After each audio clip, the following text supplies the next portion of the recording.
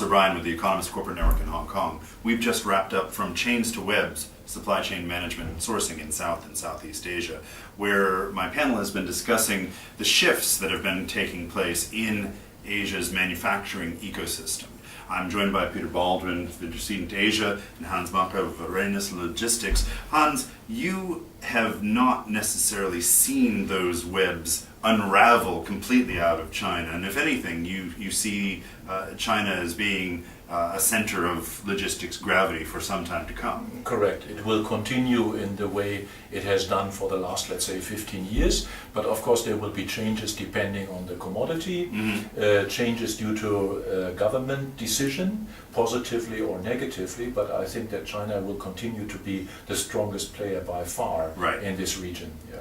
Now, you've also seen a substantial increase just from a trade flow within the region, specifically between China and ASEAN. Do you think that that's going to continue to grow apace, or has... No, that will probably double or triple within the next few years, really? Simply because ASEAN will take off as an integrated area. Of course, once the customs barriers fall in 2016, we feel that a lot of people will be interested in manufacturing in ASEAN as a region rather than a particular country, because it will be very easy to interchange products between Malaysia and Thailand, Vietnam and so on. So there will clearly be a big increase in the trade between China and ASEAN as a whole.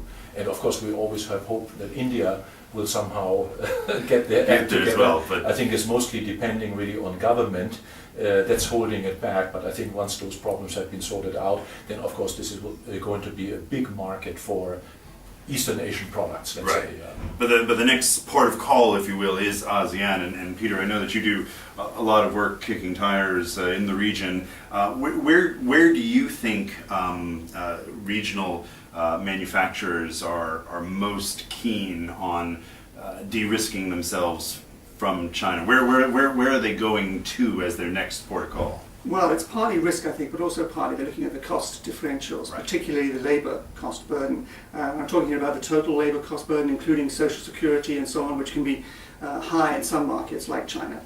And so they're looking at alternatives in ASEAN, Indonesia, Vietnam's a priority. If you're looking very long distance, perhaps Myanmar, but that's probably 10 years out given the state of infrastructure. But I think it's all looking positive for ASEAN.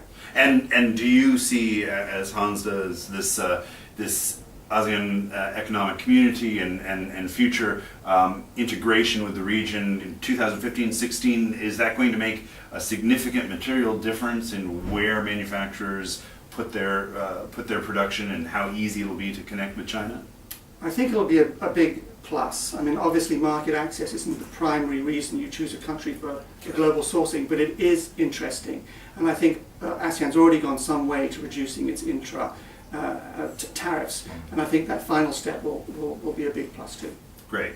Peter, Hans, thank you very much for your time. I'm here with Peter Schatz, who's the Managing Director of Toys R Us Asia. And Peter, you were talking about how, in some sense, while China's demand is intensifying as its economy shifts towards domestic consumption, you don't necessarily see a whole-scale transformation of the region's supply chains. You're not seeing everything flop out of China and into Southeast Asia overnight. It's a little bit more nuanced than that. I think that's a very good summary. I think definitely China is the workshop of the world, and I see that being maintained going forward.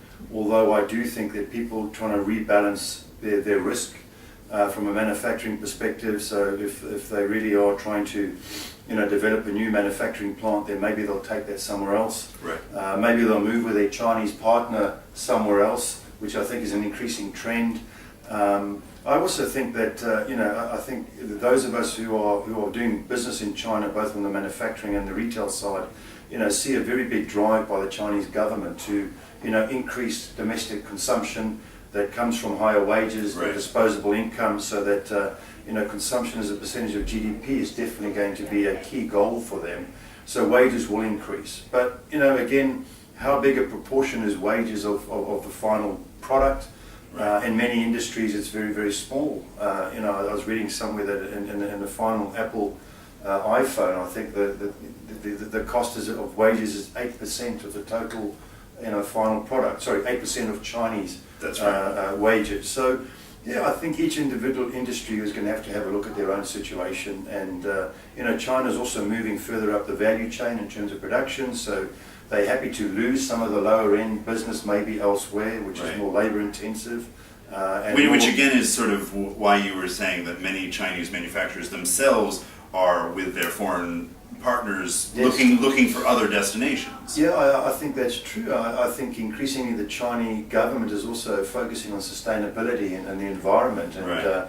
a lot of these high polluting, manufacturing plants, particularly at the lower end, are almost being forced out by their own success, so to speak, going Right. to pollute somewhere else. Now, by the way, I don't mean that in a crass way, but that Yeah. seems to be the reality. That, Right.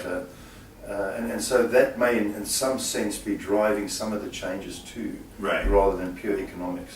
Now, as a final point, and maybe sort of dusting off your crystal ball and looking into the future, if China is going to become increasingly important globally as an end market, retail and consumer growth in China is largely what the rest of the world is hoping will shore up their sagging sales elsewhere. Does that perhaps create a little bit of reverse gravitational pull for some of these supply chains which might either otherwise move elsewhere because of the factors that you've mentioned? In other words, as China becomes more important as an end market, might sourcing and production stay in China simply to be closer to the end market? I certainly think that the effectiveness of China in certain industries and the cluster sort of supply base and the all that's required to make it work, in certain industries is so well developed that to change it is going to be very, very difficult. Right. But also, I think the Chinese consumer is also looking for other things, Yeah. and not all made in China. So, I certainly see already, we see the import of product into China, of higher value added goods are going up. Yeah. So again, I think there's this balance. I think China will increasingly do more trade with the rest of Asia as well.